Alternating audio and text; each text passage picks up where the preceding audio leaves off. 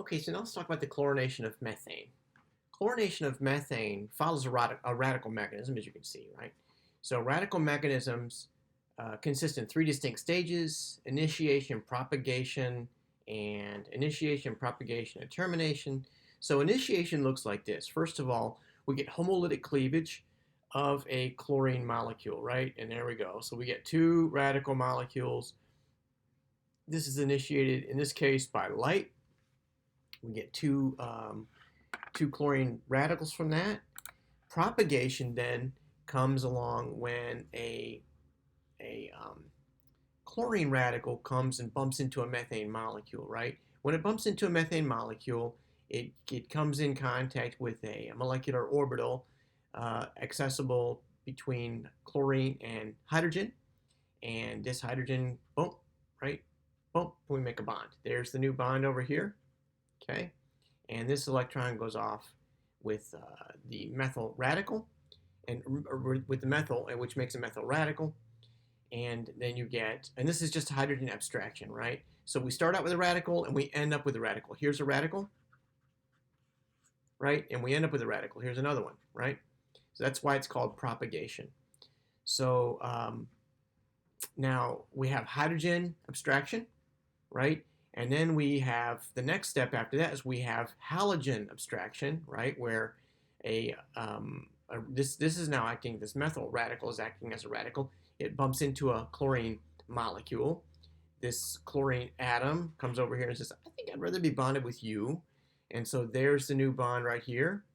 All right, let me change to a different color. There's the new bond right there. Okay, and then chlorine goes off as a radical. So over here, we have a radical. And here we have another radical, right? And that's why we call it propagation. All right, termination then happens when we get, once we have this has gone long enough, then we have a sizable non-negligible population of chlorine radicals. So two chlorine radicals hit each other and boom, there they are. They stop, right? And, or if you have a methyl radical and a chlorine radical and they find each other, right? So if you have a lot of radicals around, then it becomes more likely that two radicals are going to run into each other. And then we get a radical marriage, okay? So, and the same thing will happen here. If we have enough methyl radicals around, then we can, both of these methyl radicals will find a molecular orbital and say, let's make a bond. All right, so the first step was initiation, then it was propagation, and then the final step is termination. All right, so the sum of the propagation steps give the net reaction, right? So we started out with these hydrogen abstractions and halogen abstractions, right? We had methyl radicals that were reacting with each other, so those cross off. And we have chlorine radicals, which cross off, right? And then our net reaction is there. The set of the propagation steps, we do this just like Hess's law. Remember how we take reactions in an atom together, and we get rid of the intermediates, right? So propagation is a chain reaction, okay? And the product of a step serves as the reactant in a later step. All right, so polychlorination, however, here's a problem with it. It's difficult to prevent. So in other words, once we start out with methyl. And suppose you want a methyl chloride. Suppose you want to chlorinate this thing. Well, the problem is that these guys are pretty radical too. Are pretty reactive to the radical reaction as well. So since they're so reactive, once they get a chance to react, well, they're going to go, oh, it's fine, I'll take another one. And then another one, and then another one, right? So in order to stop this at methyl chloride, you really have to have a lot of extra methane. You just have to have a ton of this, lots of excess of methane, so that whenever the radicals come along, they're more likely to find a methane molecule than a methyl chloride or a chloromethane. Now, we also have radical initiators, which we're not going to spend a lot of time in this. Radical initiators possess a weak bond that cleaves homolytically easily with lighter heat.